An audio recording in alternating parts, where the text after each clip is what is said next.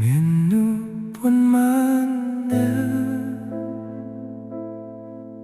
ដែលកំពុងយំស្ងាត់ស្ងាត់នៅយប់នេះ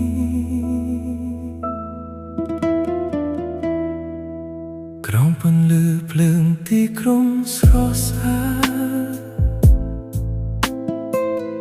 មាននោះជាច្រើនកំពុងញញឹមតែខាងក្នុងបេះដូង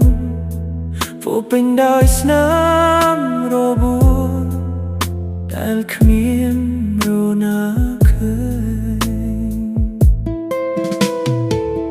អ្នកឈឺដោយការបែកគ្នាម្នាក់ឈឺដោយស្នេហ៍មិនបានឆ្លើយតបម្នាក់ឈឺដោយការបាត់បង់តែគ្រប់គ្នាស្រដៀងគ្នាគឺនៅតែចាំ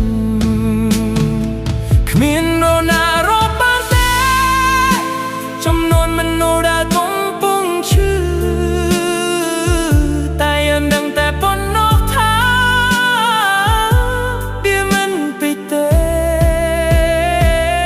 មាននោះប៉ុន្មានមែនដែលរងគ្រោះដោយសារស្នេហ៍មាននោះប៉ុន្មានចិត្តដែលបែកបាក់មិនអាចជួបជុំមានតែភ្នែកប៉ុន្មានដែលហូរដោយគ្មានសំឡេងពិភពលោកធំមួយនេះពោពេញដោយអ្នកដែលកំពុងឈឺនៅក្នុង Facebook មានតែរូបសប្បាយនៅក្នុង TikTok មានតែស្នាមញញឹម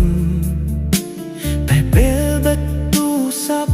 មនុស្សជាច្រើនคล้ายជាមនុស្សផ្សេងទៀតគេបង្ហាញតែភ្នែករីករាយ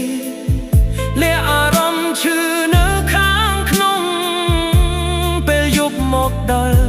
ទឹកភ្នែកធូរដៃគ្មាននរណាឃើញប្រហែលអ្នកមិនមានឯងទេប្រហែលខ្ញុំក៏ដូចអ្នកដែរដែលក្លុំពិភពដែលពោពេញដោយមនុស្សតែមានអារម្មណ៍ឯកាមានមនុស្សប៉ុន្មានអ្នកដែលរងគ្រោះដោយសារស្នេហ៍មានបេះដូងប៉ុន្មានដែលខូចបាត់ដោយគ្មានសំឡេងមានតែភ្នែកប៉ុន្មានដែលមិនមានអ្នកយល់ពិភពលោកធំមួយនេះពោពេញដោយអ្នកដែលកំពុងឈឺហើយប្រ